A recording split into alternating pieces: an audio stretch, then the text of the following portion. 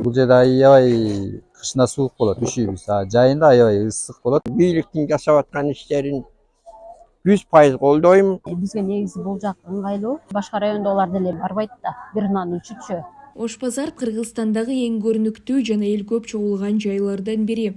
Күн сайын бул жерден миңдеген адамдар соода кылып, товарларын сатышат. Келерки жылдан баштап соодагерлерибиз жабык, заманбап, баардык шарттары бар базарлардын ичинде 4 мезгил бою жылуу жумшак соода кыла баштайт, деп президент Садыр Жапаров 15 сентябрда Фейсбуктагы баракчасында билдирген. 2025 жылы Ош базары Фочик көчөсүнүн батыш тарабында, Бишкектен аэропорту көздөй бараткан жолдун жээгине жайгаштырылат.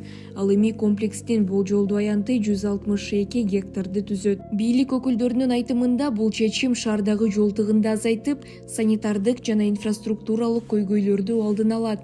Аталган демилгени айрым ишкерлер ыңгайлуу шартта иштөөгө мүмкүнчүлүк катары көрүшсө, айрымдары мындай шарттардын болоруна дагы ишенбей келишет. Казакылар көнүп калган болчу Орскийгечи, баары эле выгодный жолубуз оң деп айтышат да. Ошондон улам эми бул жагы эле калган дурус болчу. Ал жактан дагы клиенттерибиз табатпайбы, бул жак кыйын эле болуп калат го, баардыгы эле элбич. Ош базардын көчкөнү жакшы негизи. Элдерге ыңгайлуу болот, жылуу жумшак олтуруп соода кылышат. Замандын талабына ылайык болот да. Бизге негизи бул жак ыңгайлуу. Канча жылдан бери иштеп, уже көнүп калганбыз да. Күнүгө постоянно алган клиенттерибиз бар. Тиги жака көчкөндө ал жакта деген нан өтөбү өтпөйбү билбейм да. Эле башка райондогулар деле баягы экспресске ушундай менен барбайт да. Бир нан үчүчү. Бизге Ош базарынын калганы эле жакшы болмок. Эгер ошол жакта жакшы условиялар менен болсо, кичине үйүбүзгө алыс болуп калат экен.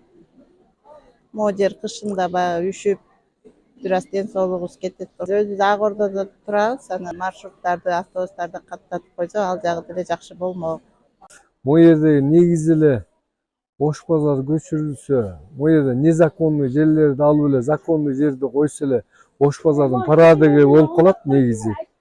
Бияка Ош базарды көчүргөндө канча деген кишинин оокаты калып калат.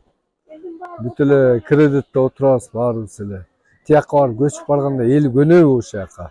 Көнүш кыйын да. Деген байлар жок да, бияка кедейден багалдар да, бияка 10 сом үчүн иштейт. Андан бери 20 жылдан бери ушул жакта оокат кылабыз. Анан бизди тээ жака бир гүлдөр үчүн келбейт эч ким. Тээ жака, чет жака баргыбыз келген жок. Во-первых, нам неудобно, потому что биз бияка илгертеден бери иштеп калганбыз. Ош базарды көчүп эле койсо жакшы болот эле. Караганда кандай болот? Элдин баары темселеп калат. Ош базарды көчүп эле чекесинде отургандарды эле алып койсун. Сайзагынан баштап азыркыга чейин ушу Ош базары багып келет.